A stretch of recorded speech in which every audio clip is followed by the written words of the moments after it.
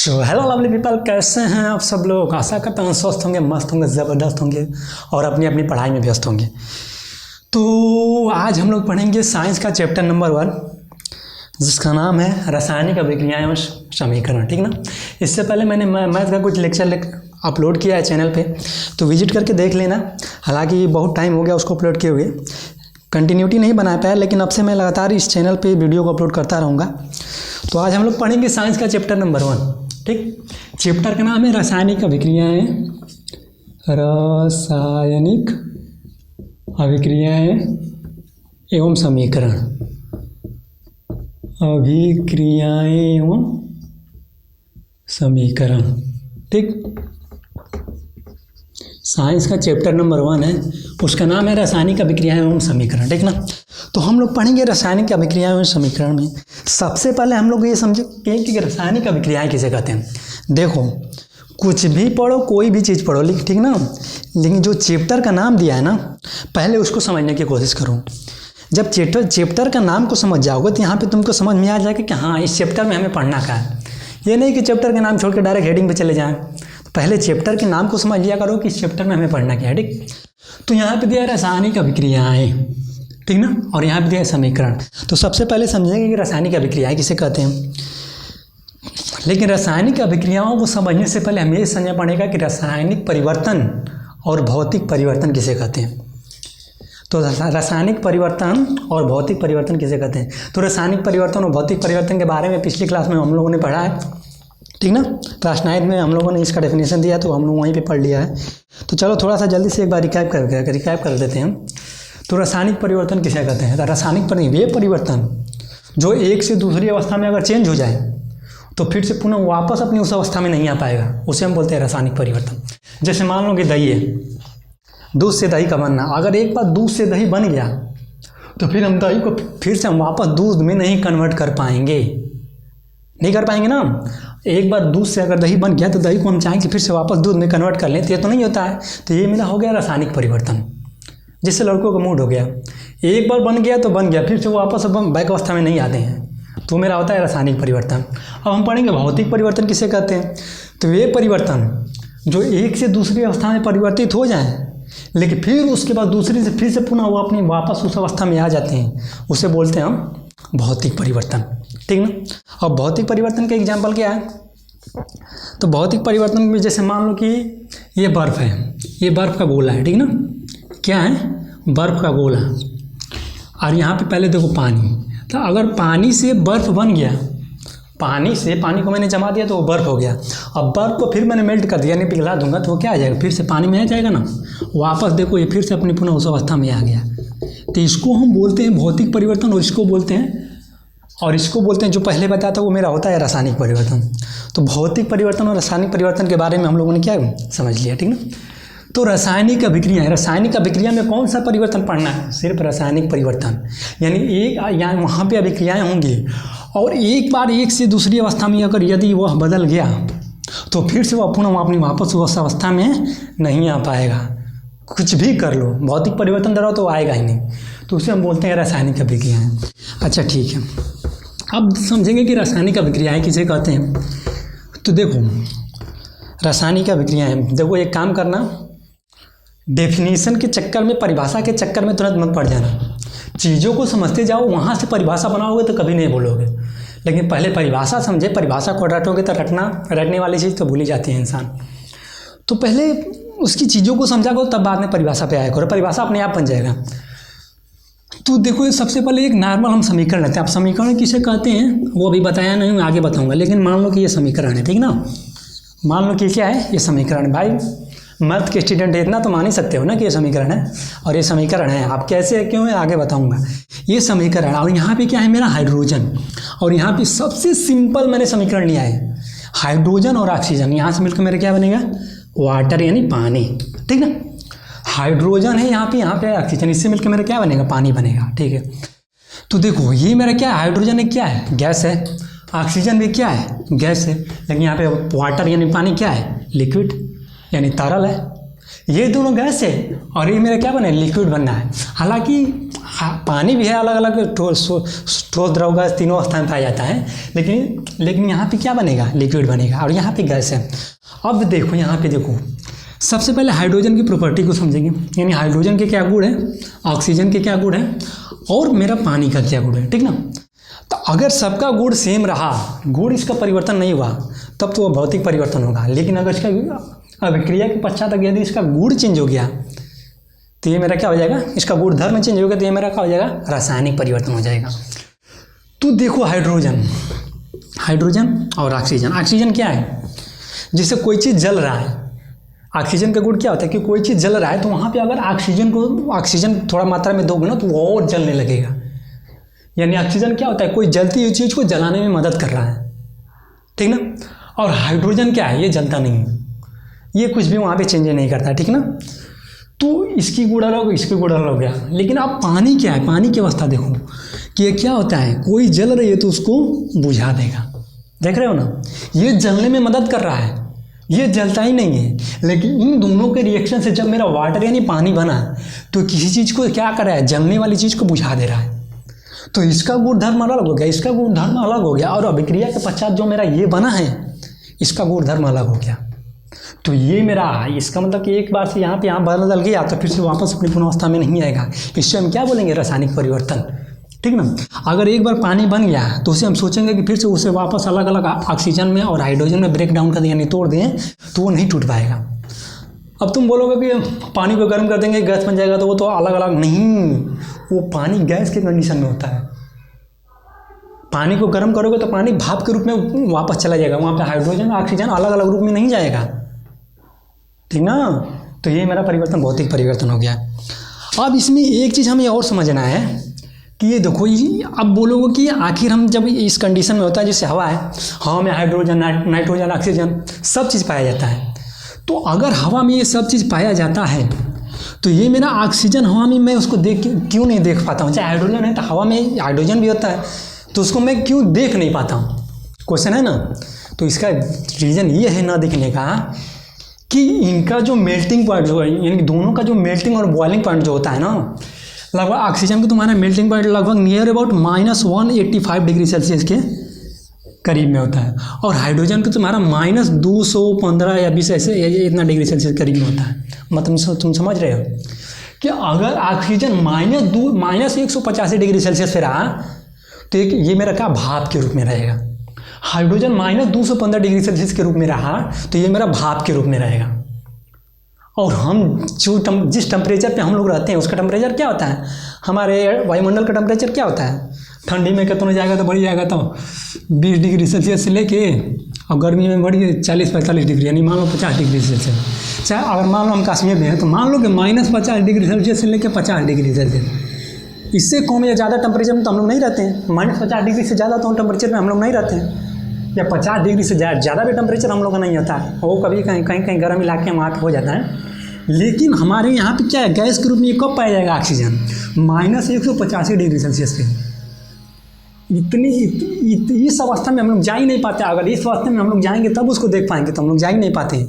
इसीलिए जो हाइड्रोजन होता है, ऑक्सीजन होता है, ये भी क्या होता है, हमेशा गैस के रूप में अवेलेबल रहता है। जब वो लिक्विड रूप में रहता है तो हम लोग देख लेते हैं, वो गैस के रूप में हमेशा रहता है, इसलिए हमारे वायुमंडल में दिखता नहीं है, ठीक। तो इतना तो समझ में आ गया, परिवर्तन और जो समीकरण जो होता है ये समझ में तो आ गया। तो एक चीज़ और, लेकिन इससे पहले ये समीकरण से पहले एक और समीकरण को अच्छे से समझ लें। ये तो सबसे नॉर्मल समीकरण था जो समझने में हम लोग बहुत आसानी रही होगी, ठीक ना, कि हाइड्रोजन और ऑक्सीजन से मिलकर हमारा पानी बन गया। अब दूसरा समीकरण एक और लेते हैं, जैसे मान लो Fe माने क्या होता है, लोहा। आवर्त सारणी याद है कि नहीं, 30 तक उसके एलिमेंट तो याद कर लेना भाई लोग, नहीं तो फिर प्रॉब्लम होगा। ये मेरा है Fe यानी लोहा। लोहा में हम H2SO4 यानी सल्फ्यूरिक एसिड को जब हम क्या करेंगे, रिएक्शन कराएंगे। ये देखो भैया मेरा क्या है, समीकरण, ठीक है ना। अब समीकरण किसे कहते हैं आगे बताएंगे, पहले बस जानो कि ये समीकरण है। तो ये मेरा हो गया लोहा और ये मेरा हो गया सल्फ्यूरिक एसिड। आयरन और सल्फ्यूरिक एसिड का जब रिएक्शन कराएंगे तो मेरा क्या बनेगा, FeSO4 प्लस हाइड्रोजन गैस यहाँ पे क्या हो जाएगा, बाहर निकल जाएगा, ठीक ना। FeSO4 प्लस हाइड्रोजन गैस क्या हो जाएगा, यहाँ पे बाहर निकल जाएगा। अब देखो सेम कंडीशन यहाँ पे भी वो भी वही हुआ। Fe लोहा, इसका अलग गुण होता है। सल्फ्यूरिक एसिड ये खुद अम्ल है, इसका अलग गुण होता है। और Fe4 इसका अलग गुण होता है भाई, हाइड्रोजन इसका अलग गुण होता है। देखो यहाँ पे क्या हो रहा है, जब परिवर्तन हो रहा है, एक दो या दो से अधिक एलिमेंट जब आपस में रिएक्शन कर रहे हैं, तो उसके बाद जो यहाँ पे ये बनना है ना, इसके अलग अलग गुणधर्म होना, अलग अलग गुणधर्म वाले एलिमेंट में अब इसका आधा पदार्थ बनना है, ठीक ना। तो अब यहाँ पे मेरा हो गया, यहाँ पे मेरा बन गया, ठीक ना। तो अब रासायनिक अभिक्रियाएं तो समझ में आ गया कि रासायनिक अभिक्रिया कैसे कहते हैं। अब यहाँ पे एक चीज़ और समझने वाली बात है कि सबको अलग अलग भाई नाम देना पड़ेगा, है थोड़ी कि ये इसको भी कुछ बोल सकते हैं, अभिक्रिया से पहले इसको भाई कुछ अलग बोलेंगे और अभिक्रिया के बाद इसको कुछ अलग बोलेंगे, ठीक ना। जैसे नहीं देखते शादी के बाद टाइटल में चेंज हो जाते हैं, शादी से पहले टाइटल कुछ अलग रहता है और शादी के बाद टाइटल लास्ट में उसका जो टाइटल होता है वो निकनेम में कुछ चेंज हो जाता है। उसी तरह अभिक्रिया से पहले इसका भाई निकनेम कुछ और होना चाहिए और अभिक्रिया के पश्चात इसका निकनेम कुछ और होना चाहिए। तो अभिक्रिया से पहले जितने भी तत्व, जितने भी यौगिक रहेंगे ना, इसको हम बोलते हैं अभिकारक। क्या बोलेंगे? अभिकारक, अभिकारक। तो यहाँ पे जैसे मेरा हाइड्रोजन हो गया, ये मेरा क्या है? एक अभिकारक है। यहाँ पे एक ऑक्सीजन हो गया, ये भी मेरा क्या है? अभिकारक है, अभिकारक। अब ये मेरा हो गया जैसे Fe ले लो तो यहाँ पे मेरा क्या? अभिकारक, और इसको ले लो तो ये भी मेरा क्या है? अभिकारक है। और देखो ये अभिकारक हो गया। अब अभिक्रिया के पश्चात जो मेरा बनता है फाइनल चीज़, उसको हम बोलते हैं उत्पाद। यानी हमें क्या उत्पन्न हुआ, क्या मिला? उत्पाद, फाइनल प्रोडक्ट, ठीक ना। इस फाइनल प्रोडक्ट को हम क्या बोलेंगे? उत्पाद, उत्पाद, उत्पाद, ठीक। तो हम यहाँ पे अभिकारक और उत्पाद भी समझ गए। यहाँ पे मेरा क्या लगा है? ये एरो यानी तीर लगा है, ठीक ना। तो तीर से जो बाईं तरफ होता है वो मेरा सारे क्या हो गया? अभिकारक। और तीर के जो दाईं तरफ होता है वो मेरा का सारे क्या हो गया? उत्पाद हो गया। तो अब यहाँ पे हम रासायनिक अभिक्रिया को, अब यहाँ पे हम डेफिनेशन बनाएंगे। चीज़ों को समझ गए, अब परिभाषा बनाओगे तो तुम कभी बोलोगे नहीं। तो अब इसका परिभाषा क्या बनेगा कि जब दो या दो से अधिक, एक भी रहेगा तभी चले, एक या एक से अधिक एलिमेंट या यौगिक यानी तत्व या यौगिक मिलकर जब एक अलग अलग गुण धर्मों वाले अलग अलग पदार्थ का निर्माण करते हैं, वो अभिक्रिया ही हमारी रासायनिक अभिक्रिया कहलाती है। समझ में आया? जब दो या दो से अधिक यौगिक मिलकर अभिक्रिया के पश्चात दो या दो से अलग अलग गुण धर्म वाले जब पदार्थ का निर्माण करते हैं ना, वो हमारा रासायनिक अभिक्रिया कहलाता है, ठीक। अब इतना समझ में आ गया। अब देखो समीकरण किसे कहते हैं। अब समीकरण के बारे में, अभिक्रिया के बारे में समझ गया बिल्कुल एग्जाम्पल के द्वारा। अब हम समीकरण के बारे में समझेंगे कि समीकरण किसे कहते हैं। हम यही दो एग्जाम्पल लेकर आपको पूरी चीज़, पूरी चैप्टर का जो सारांश है ना, आपको समझा देंगे। सिर्फ दो एग्जाम्पल है, दोनों एग्जाम्पल देखो कितना ईजी है। ईजी एग्जाम्पल को समझ जाओगे तो हार्ड को भी समझ जाओगे, ठीक ना। ईजी एग्जाम्पल के द्वारा किसी चीज़ को समझने में आसान होगा। अगर हार्ड एक ही बात ले लेंगे तो वहाँ पे समझने में बड़ी प्रॉब्लम होगा। तो मैंने पहला ये क्वेश्चन ये लेते H2 + O2 इक्वल टू क्या बनना है? H2O बनना है, इक्वल टू नहीं H2O बनना है। और दूसरा Fe यानी आयरन प्लस H2SO4, H2SO4, इससे मिलकर मेरा क्या बनना है? FeSO4 प्लस H2O यानी हाइड्रोजन, ये गैस ये बाहर के रूप में उड़ जाएगा, ठीक ना। तो अब एक चीज़ देखो, ये मेरा एक अभिकारक हो गया, ये मेरा दो अभिकारक हो गया। अलग अलग अभिकारकों को यहाँ पे प्लस के द्वारा क्या किया? अलग अलग, जहाँ बीच में प्लस दे गया तो इससे पहले वाला अलग अभिकारक होगा, इसके बाद वाला अलग अभिकारक होगा। यहाँ पे भी है तो इसके पहले वाला अलग होगा और इसके बाद वाला अलग होगा। तो जो मेरा एरो है ना, ये जो मेरा तीर है ना, इससे पहले जितने भी सारी चीज़ें रहेंगी ना, वो मेरा क्या रहेंगी? अभिकारक। उसको हम क्या बोलते हैं? अभिकारक, ठीक है। अब यहाँ पे ये मेरा तीर हो गया। अब ये तीर हमें ये शो करता है कि अब क्या हो रहा है? अभिक्रियाएँ हो रही हैं। तो अब यहाँ पे अभिक्रिया हो रहा है। अब अभिक्रिया होने के बाद मैंने क्या बनाई? FeSO4 plus H2O। तो इसको हम पूरे को क्या बोलेंगे? उत्पाद, उत्पाद। ये भी मेरा प्रोडक्ट है, ये भी मेरा फाइनल प्रोडक्ट है, तो इसको उत्पाद बोलते हैं, ठीक ना। इंग्लिश में प्रोडक्ट बोलते हैं।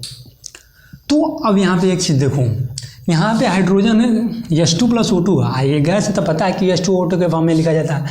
हाइड्रोजन को सिर्फ हम H नहीं लिखेंगे, चाहे ऑक्सीजन को सिर्फ O नहीं लिखेंगे। जितने भी गैसेस होती हैं ना, वो O2 के फॉर्म में लिखी जाती है, ये हमेशा बात ध्यान देना। तो H2 और O2, H2 + O2, यहाँ से मेरे क्या बना? वाटर बन गया ना, यानी पानी बन गया। अब यहाँ पे देखने वाली एक चीज़ बात तो और है कि यहाँ पे हाइड्रोजन के कितने मॉलिक्यूल हैं? 2 थे। ऑक्सीजन के कितने मॉलिक्यूल हैं? यानी अणु, परमाणु 2 थे। और यहाँ पे पानी में देखो, पानी में यहाँ पे क्या है, यहाँ पे हाइड्रोजन 2 है लेकिन ऑक्सीजन 1 ही है, और इधर हाइड्रोजन भी 2 है और ऑक्सीजन भी 1 है। तो ये मेरा क्या, ये मेरा बैलेंस है? नहीं है ना, ये मेरा संतुलित है? नहीं है भाई। और किसी भी चीज़ को संतुलित रहना बहुत ज़रूरी होता है। कोई भी हो, चाहे वो इंसान हो, जानवर है, कुछ भी हो, जिंदगी का असली मतलब ये होता है संतुलित। जो व्यक्ति संतुलित नहीं है ना, वो असली ज़िंदगी नहीं है यार। तो सेम कंडीशन यहाँ पे भी है। देखो यहाँ पे ये संतुलित नहीं है। अब इसको हमें क्या करना पड़ेगा, संतुलित करना पड़ेगा। क्योंकि पिछले क्लास में हमने पढ़ा कि कोई भी चीज़ हो, वो कोई भी पदार्थ हो, तो ना तो क्रिएट होता है, मतलब ना तो उत्पन्न होता है, ना तो उसको नष्ट किया जा सकता है। कोई भी पदार्थ हो, उसे न तो पैदा किया जा सकता है, न तो नष्ट किया जा सकता है। सिर्फ क्या किया जाता है, तो एक रूप से दूसरे रूप में परिवर्तन किया जाता है। ठीक, एक रूप से दूसरे रूप में क्या करते हैं, उसको परिवर्तन करते हैं। ठीक ना। कोई भी पदार्थ, इस पूरे ब्रह्मांड का कोई भी पदार्थ हो, उसको न तो नष्ट कर सकते हैं और न तो उसको बना सकते हैं। सिर्फ उसका रूप बदलते हैं, एक फॉर्म से दूसरे फॉर्म में बदलते हैं, बस वही करते हैं। तो यहाँ पे यहाँ पे भी देखो, हाइड्रोजन और ऑक्सीजन है, दोनों का रिएक्शन क्या, दोनों गैस है, दोनों का रिएक्शन क्या हुआ, पानी में, एक सिर्फ फॉर्म में बदला है। ये नहीं कि पूरा नष्ट हो गया। अगर हम दूध से दही बना रहे हैं तो ये नहीं कि दूध को बर्बाद कर दिए, नहीं। दूध से दही सिर्फ उसके फॉर्म में चेंज हुआ है कि दूध से क्या हुआ है, दही बना है। उसके पदार्थ की क्वांटिटी में चेंज नहीं हुआ है। उसकी जितनी क्वांटिटी थी वो नहीं रहा है। वेट में चेंज हो सकता है लेकिन उसकी मास में चेंज नहीं होगा। हालांकि मास और वेट अलग अलग होता है, ये फिजिक्स में आप लोगों ने पढ़ा होगा। ठीक ना। तो अगर मास और वेट की डिफिनेशन आप लोग को जानते होंगे तो चीज़ों को, इस चीज़ को एकदम बिल्कुल एकदम क्लैरिफाई कर लेंगे, अच्छे से समझ जाएंगे। तो इसके सिर्फ मास में चेंज नहीं होगा, वेट में चेंज होगा। अब यहाँ पे हम देख रहे हैं तो हम लोगों ने पढ़ लिया कि यार चीज़ें तो बदलती नहीं है, नष्ट तो होती नहीं है। जितना इधर रहेगा उतना इधर भी रहना चाहिए। एक फॉर्म से दूसरे फॉर्म में चेंज हुआ है तो इसकी जो क्वांटिटी है नहीं, इसका जो मास है वो सेम रहना चाहिए। मास तो अलग अलग होता नहीं है, अलग अलग होना नहीं चाहिए। तो अब इसको हम क्या करेंगे, ये इसका मतलब कि ये बैलेंस नहीं है, संतुलित नहीं है, तो इसको हम संतुलित करेंगे। तो अब हम पढ़ेंगे कि रासायनिक अभिक्रिया को संतुलित कैसे करते हैं। लेकिन उससे पहले हम लोग पढ़ने के समीकरण किसे कहते हैं, कि यही जो अलग अलग यौगिक है ना, ये जो तत्व है ना, ये देखो प्लस और माइनस और तीर के जरा जोड़ के जो अलग अलग अभिक्रिया उत्पाद को जब जोड़ के जब उत्पाद बना रहे हैं, अलग अलग अभिक्रिया को तीर के द्वारा शो करके, ये मेरा तीर ये शो कर रहा है कि अभिक्रियाएँ क्या हो रही हैं, आगे प्रोसीड हो रही हैं, ये आगे चल रही हैं। अभिकारक अब अभिक्रिया करने लगे हैं, अभिक्रिया करके धीरे धीरे पदार्थ बनाने लगे हैं। तो यहाँ पे मेरा ये अब यहाँ पे क्या पानी बनना है, तो इसी को हम पूरे को क्या बोलेंगे कि ये मेरा क्या है, समीकरण। समीकरण प्लस माइनस और तीर के द्वारा ये पूरा जो शो हुआ है इसी को हम समीकरण बोलते हैं। ठीक, तो पूरा डेफिनेशन तो पता चल गया। अब ये एक एग्जांपल और ले, यानी एक उदाहरण और लेता हूँ। उदाहरण में क्या रहेगा, अब यहाँ पे देखो, कैल्शियम CaO, कैल्शियम ऑक्साइड। ठीक ना। अब इसको हम क्या करेंगे, वाटर यानी पानी के साथ क्या करेंगे, रिएक्शन करेगा। कैल्शियम ऑक्साइड है, पानी के साथ क्या कर रहा है, रिएक्शन कर रहा है। तो यहाँ पे पहले ये बताओ कैल्शियम ऑक्साइड क्या हुआ, तीर से पहले तीर के बाईं तरफ जितने रहेंगे वो मेरा अभिकारक रहेंगे, और तीर के दाईं तरफ जितने रहेंगे वो मेरा उत्पाद रहेंगे। तो ये मेरा हो गया अभिकारक, और वाटर भी क्या हो गया, यहाँ पे ये भी हो गया अभिकारक।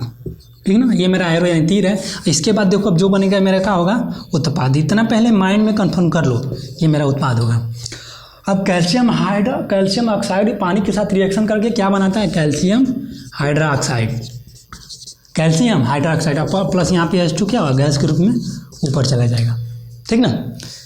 H2 क्या है, गैस है। जब यहाँ पे रिएक्शन कराते हैं तो ये गैस के रूप में चेंज हो जाते हैं, और गैस के रूप में चेंज होकर वापस चले जाते हैं। तो जब ये उड़ जाते हैं, ये उड़ जाएगा तो मेरा सिर्फ क्या होगा, कोई भी फ्लेक्स में या कोई भी हमारा जो भी होगा उसमें क्या मिलेगा, कैल्शियम ऑक्साइड, इसी से कैल्शियम हाइड्रोक्साइड ही मिलेगा। तो कैल्शियम ऑक्साइड पानी के साथ रिएक्शन करके कैल्शियम हाइड्रोक्साइड बनाता है। कैल्शियम ऑक्साइड को हम बोलते हैं बिना बुझा हुआ चूना, इसको बोलते हैं कैल्शियम ऑक्साइड को बिना बुझा हुआ चूना। ठीक ना।